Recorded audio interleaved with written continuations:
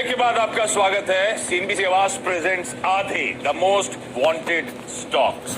तो हम लोग दरअसल जो मूवी आई है Salman Khan starrer Radhe your most wanted भाई, उससे जुड़ी हुई वो थीम है जो आपकी स्क्रीन पर है।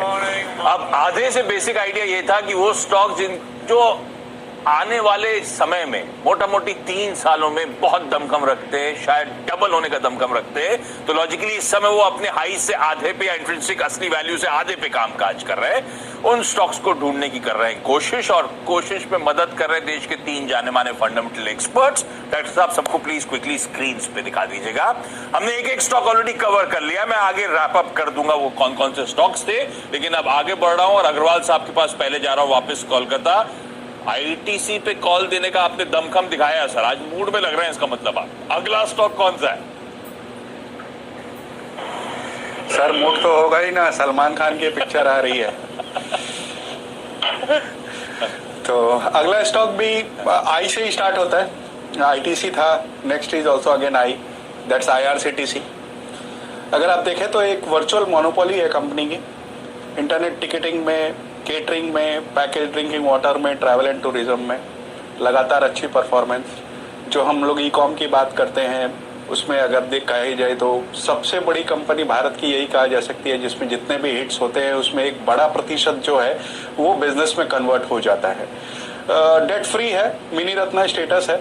अब चूंकि ये लॉकडाउन वगैरह के कारण से पिछले 12-13-14 महीने से दिक्कत में चल रही है, उतनी कमाई नहीं हो रही, लेकिन हम ये मान के चल रहे हैं कि 3 साल में भगवान ऐसा करेगा कि सब सही हो जाएगा, तो ये कंपनी यहाँ से बहुत अच्छा आपको रिटर्न दे सकती है। तो इस वजह से मैं समझता हूँ कि आईआरसीटीसी में कोई को 3 साल की कॉल लेनी हो तो बिल्कुल ले सकता है।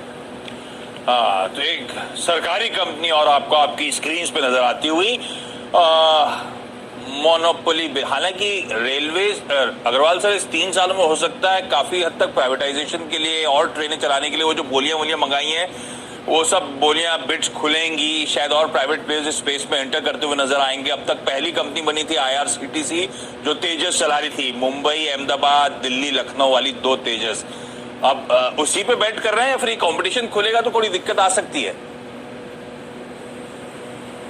सर अगर कंपटीशन खुलता भी है तो टिकटिंग वाला बिजनेस में मुझे नहीं लगता कि कोई कंपटीशन आने वाला है।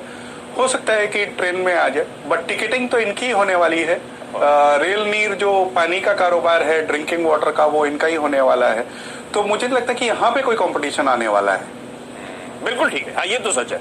तो आईआरसीटीसी वो स्टॉक, इमीडिएट टारगेट्स आपकी स्क्रीन पर, लेकिन 3 साल के टाइम होराइजन में बढ़िया आउट परफॉर्मेंस ये स्टॉक देने की तैयारी कर रहा है। और वैसे भी लॉकडाउन ब्लूज के बीच में जो पिटाई हुई थी स्टॉक की, उससे क्या रिवर्सल आया, क्या तेजी, क्या मजबूती स्टॉक ने पिकअप करी है, वो दिखाता है किस तरह का रेजिलियंस है स्टॉक का, और आने वाले समय में यहां से भी बहुत अच्छे रिटर्न्स दे सकता है। एक गौरांग सर, आपको सलमान पसंद नहीं है क्या? एक तो आपने कलेक्शन बोले आधे होंगे और आज आप मुस्कुरा नहीं रहे। नहीं, ऐसा कुछ नहीं है शिव जी, हम तो हमेशा मुस्कुराते हैं, बाजार ऊपर हो या नीचे हो।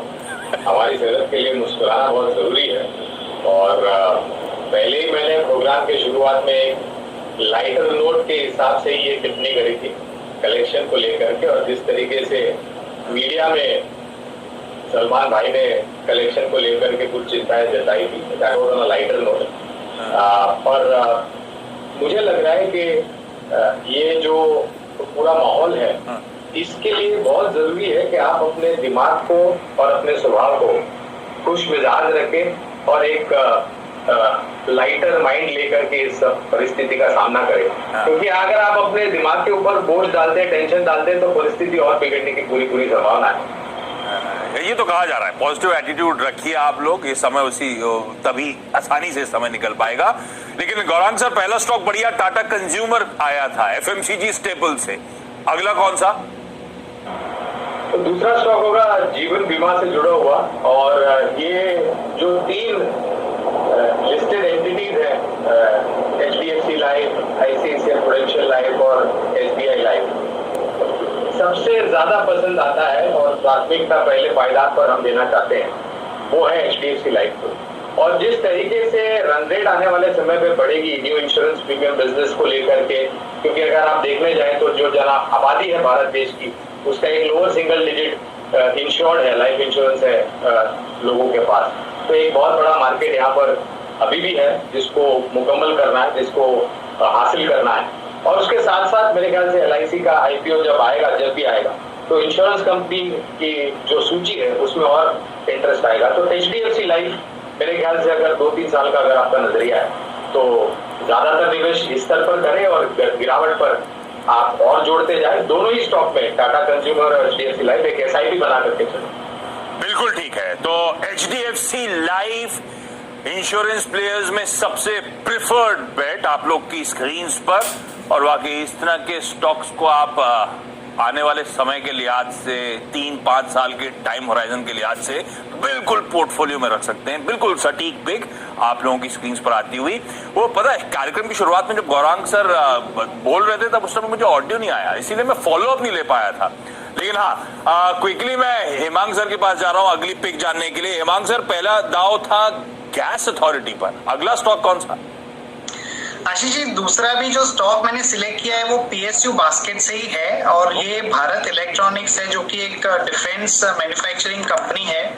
और इसमें मेन रीजन ये है आशीष जी कि ये जो इंडिया का डिफेंस बजट है लगभग 5 लाख करोड़ का, उसमें कहीं जाके काफी एक ग्रोथ देखने को मिल सकता है। और इस कंपनी ने जिस तरह के मैन्युफैक्चरिंग सेटअप, R&D के अंदर जिस तरह का काम कंपनी कर रही है, लगभग 8-9% जो रेवेन्यू है वो उस पर स्पेंड कर रही है और लगातार हाई रिटर्न रेशियो से काम कर रही है। तो ये कंपनी में अगर आप 3 साल की अगर बात करें तो लगभग 18-20% काइंड ऑफ कैगर जो हम बोलते हैं वो इजीली अचीवेबल है। और कहीं ना कहीं मैं समझता हूं कि कोर जो डिफेंस है उसके अंदर तो डाइवेस्टमेंट नहीं होगा, पर काफी सारे जो उसके रिलेटेड जो एक्टिविटीज है उसमें कहीं ना कहीं गवर्नमेंट उसको डीमर्जर या डाइवेस्टमेंट रिलेटेड भी रिफॉर्म ला सकती है, जिसमें एक बड़ा री रेटिंग का ट्रिगर बन सकता है। इररिस्पेक्टिव ऑफ दैट, कोर जो फंडामेंटल्स है कंपनी के उसको ध्यान में रखते हुए ये कंपनी काफी अंडर वैल्यूड है। बिजनेस उसका लगातार जारी रहेगा, हाई मार्जिन कंपनी है, हाई ROC है 25%। तो ये कंपनी 3 साल के हिसाब से डेफिनेटली काफी अच्छा कंपाउंडेड रिटर्न दे सकती है। भारत इलेक्ट्रॉनिक्स लिमिटेड BEL, इसमें भी खरीदारी करी है और तगड़ा कंपाउंडेड रिटर्न आने वाले समय में स्टॉक देने का दम कम रखता है। क्विकली जो 6 स्टॉक्स डिस्कस हुए, आधे द मोस्ट वांटेड स्टॉक्स, यानी कि वो स्टॉक्स जो आने वाले समय में यहां से दोगुने होने का दम कम रखते हैं। और देखिए समय कैसा बदल रहा है। 6 में से 3 सरकारी कंपनीज आपकी स्क्रीन पर और कंजम्पशन और पेडिग्री पर फोकस, ये होगी आपकी थीम। स्टॉक्स कौन से? सरकारी जो मैंने नाम लिया, भारत इलेक्ट्रॉनिक्स, गेल और IRCTC पे लगाना है आप लोगों को दाव। ये सरकारी स्पेस की कंपनीज मैसिव आउट परफॉर्मेंस के लिए तैयारी कर लीजिए इन स्टॉक्स में। इसके अलावा Tata consumer products, HDFC life और ITC, ये वो स्टॉक्स हैं जो यहां से बड़े स्वीट स्पॉट में रहते हैं। अगले 12 महीने के लिहाज से अच्छे रिटर्न्स और अगले 3 सालों के लिहाज से बढ़िया कंपाउंडेड रिटर्न्स ये स्टॉक देने का दमकम रखते हैं। इसका स्क्रीनशॉट लेके रख लीजिएगा, ये स्टॉक बेहतरीन आउट परफॉर्मेंस वाले। इस नोट पर आप तीनों का अच्छा धन्यवाद करने से पहले मेरे ख्याल से राजेश अग्रवाल सर ने एक बेहतरीन डायलॉग के साथ कार्यक्रम की शुरुआत करवाई थी। जाते जाते एक और इंटरेस्टिंग डायलॉग है क्या राजेश सर आपके पास?